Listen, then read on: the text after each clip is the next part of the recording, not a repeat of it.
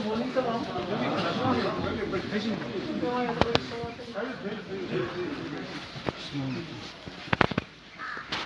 صل على سيدنا محمد وعلى آل محمد كما صليت على إبراهيم وعلى آل إبراهيم إنك حميد مجيد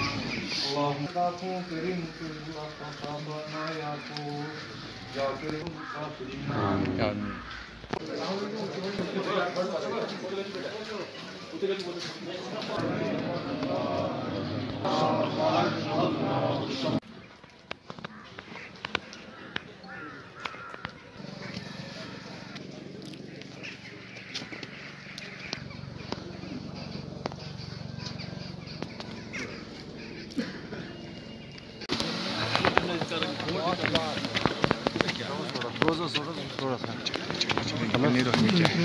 نکالنے کا کوئی حل ہے تو واحد وہی ہے جو مفتی صاحب کہتے تھے،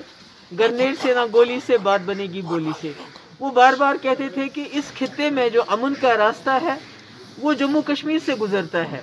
اور جموں کشمیر میں امن کا جو راستہ ہے وہ ہندوستان اور پاکستان کی آپس میں اچھے تعلقات، دوستی، بات چیت سے حاصل ہو سکتا ہے، کیونکہ جب تک جموں کشمیر میں آپ امن قائم نہیں کریں گے، اور وہ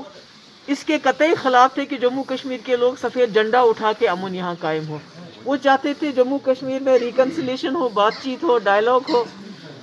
یہاں کے سٹیک ہولڈرز کے ساتھ، پاکستان کے ساتھ ہمارے اچھے تعلقات ہو، بارڈرز پہ سیز فائر ہو جیسے کہ ان کے وقت میں ہوا تھا، آپس میں بارڈر ارریلیونٹ ہو جائے جیسے انہوں نے مظفر آباد روڈ کھول کے دکھایا تھا۔ تو انہوں نے ایک نقشہ دیا تھا، کیونکہ آپ کسی بھی قوم کو طاقت کے بل بوتے پہ نہیں دبا سکتے زیادہ دیر۔ آپ ایک انسان کو آپ اس کو قید کر سکتے پر اس کے خیالات کو قید نہیں کر سکتے، اس لیے یہ خیالات کی جنگ ہے جو مفتی صاحب بار بار کہتے تھے،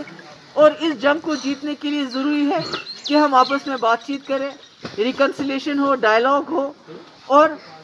ہم جس ملک میں رہتے ہیں وہ ملک کی جو سرکار ہے وہ یہ سمجھے، اس بات کو جانے کہ طاقت سے کوئی دنیا میں کوئی بھی طاقت کے بلبوتے پہ لوگوں کے دل و دماغ نہیں جیت پائی ہے۔ ہم نے امریکہ جیسی طاقت کو دیکھا، آج وہ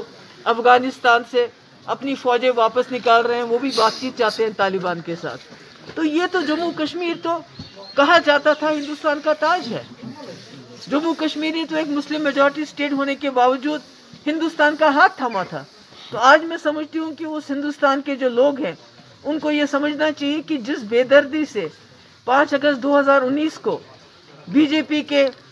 سرکار نے، بی جے پی کے جو اکثریت کا جنہوں نے غلط استعمال کیا اور جموں کشمیر کے لوگوں کے اوپر اتنے بڑے ظلم کے پہاڑ ڈھائے،